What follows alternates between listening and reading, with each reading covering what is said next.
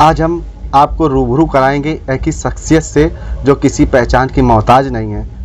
हम बात करेंगे लोधी राकेश राजपूत जी से, जिन्होंने, आपको हम बता दें, सावधान इंडिया में इंस्पेक्टर की भूमिका निभाई और बच्चों का जो एक चहिता एपिसोड टीवी सीरियल था शक्तिमान, जिसमें उन्होंने डॉक्टर जयकाल की भी भूमिका निभाई है। और साथ ही अगर हम बात करें बॉलीवुड की, तो बॉलीवुड में फर्ज, माँ तुझे सलाम समेत तमाम कई ऐसी फिल्मों में उन्होंने भूमिका निभाई है, जिससे वो जाने जाते हैं। तो आइए हम बात करते हैं लोधी राकेश राजपूत जी से। सर, आपका जैसे सीरियल आता था, चाहे वो शक्तिमान भी आता था, उसमें उसके बारे में क्या कहना चाहेंगे? जैसे कि ये एक्चुअली मैं सन 2002 की कहिए या उससे भी पहले 98 में स्टार्ट किया था हमने, और 95 में हम मिस्टर दिल्ली थे बॉडी बिल्डिंग में, पहलवानी मेरी पृष्ठभूमि है। तो जब ये मैंने शक्तिमान सीरियल किया तो उसमें मैंने 10-12 एपिसोड किए थे, और वो उस समय उस ज़माने में बच्चों का चहेता सीरियल हुआ करता था।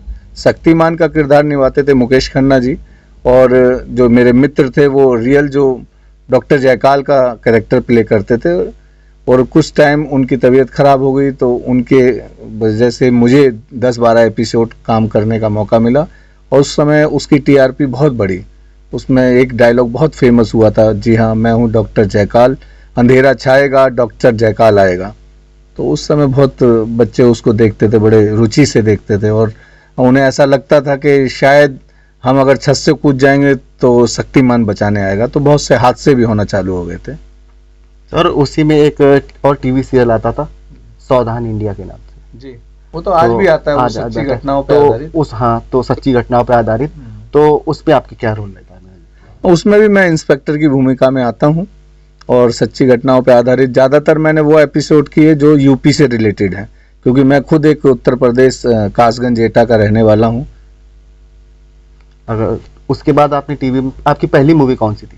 पहली फिल्म मेरी अर्जुन पंडित थी, फिर उसके बाद माँ तुझे सलाम, किस्मत, जल्लाद, बिग ब्रदर, इंडियन, बहुत सारी फिल्में की। और अभी आने वाली फिल्म है मेरी रुचिका, जिसमें मैं मैन लीड में कर रहा हूँ, इंस्पेक्टर की भूमिका निभा रहा हूँ, और आई थिंक ईश्वर ने चाहा तो जनवरी तक वो रिलीज़ भी हो जाएगी। आपने इतनी फिल्मों में काम किया, ऐसी कौन सी मूवी थी जो आपको ज़्यादा याद रहती? एक्चुअली में कहावत है ना, कोई ऐसा? जी हाँ, एक कहावत है ना, जैसे बचपन में हम साइकिल चलाना सीखते हैं, और बुढ़ापे तक फिर हम चाहे यूज़ करते हैं नहीं करते हैं, लेकिन साइकिल चलाना भूलते नहीं हैं।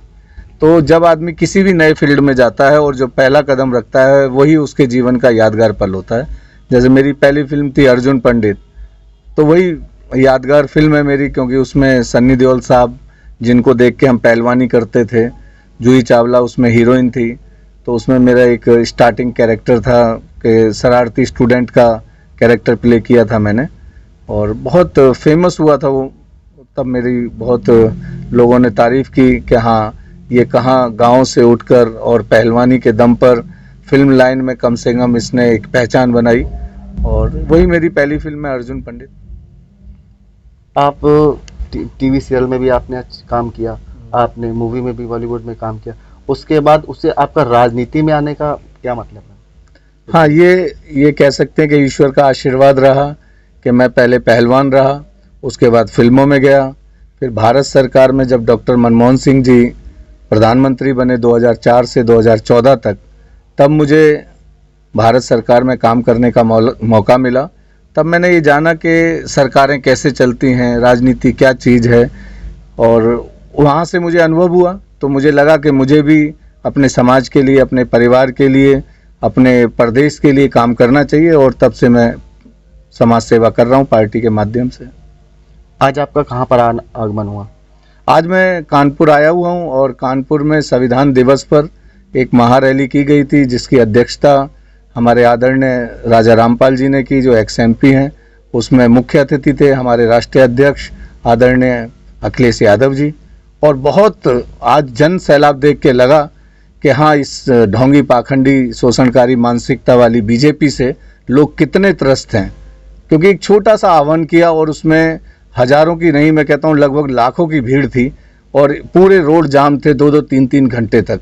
तो उससे पता चलता है कि इस ढोंगी पाखंडी बीजेपी सरकार ने केवल ढोंग के पाखंड के विहाप पे लोगों को गुमराह किया है और झूठ की फैक्ट्री है, ये सब जानते हैं।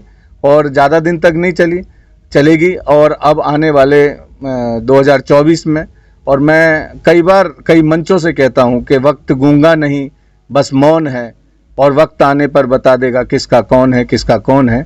और वो वक्त आ गया है 2024 में लोकसभा इलेक्शन का, और ईश्वर ने चाहा, अल्लाह ने चाहा तो इस बार ये सत्ता से बेदखल होंगे, क्योंकि इन्होंने कोई ऐसा वर्ग नहीं छोड़ा, चाहे वो किसान हो, नौजवान हो, और इस हिंदुस्तान में महिलाएं हों, बेटियां हों, कोई सुरक्षित नहीं है।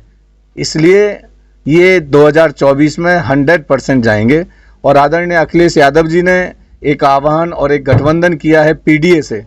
पीडीए का मतलब पिछड़े, दलित, अल्पसंख्यक, जिनका सबसे ज़्यादा शोषण हो रहा है इस सरकार में।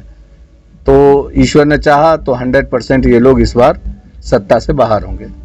आज 26 नवंबर संविधान दिवस है, तो संविधान दिवस पे आप क्या संदेश देना चाहेंगे जनता को चैनल की तरफ से? मैं आपके चैनल के माध्यम से सभी दर्शकों से अपील करना चाहता हूं कि आपको अगर संविधान बचाना है, लोकतंत्र बचाना है और अपनी आज़ादी को बचाना है, तो आने वाली 24 तारीख को 2024 में जो इलेक्शन होगा लोकसभा का, उसमें आपको अगर संविधान बचाना है तो आज सब लोगों ने ये संकल्प लिया, प्रतिज्ञा ली कि आने वाले टाइम में जो इलेक्शन होगा उसमें जो किसान है, हम लोग मोस्टली देखेंगे कि हम लोग किसान हैं, किसान बोना भी जानता है और काटना भी जानता है। जब इनको उन्होंने सत्ता पे बिठाया है, इनको सत्ता से हटाना भी जानता है। तो उन्होंने ये संकल्प लिया है कि 2024 में मोदी जी और इस ढोंगी शोषणकारी बीजेपी को सत्ता से बाहर करेंगे। तो ये थे हमारे साथ लोधी राकेश राजपूत जी। मैं अमित राजपूत लोधी, समाचार 9 24 कानपुर।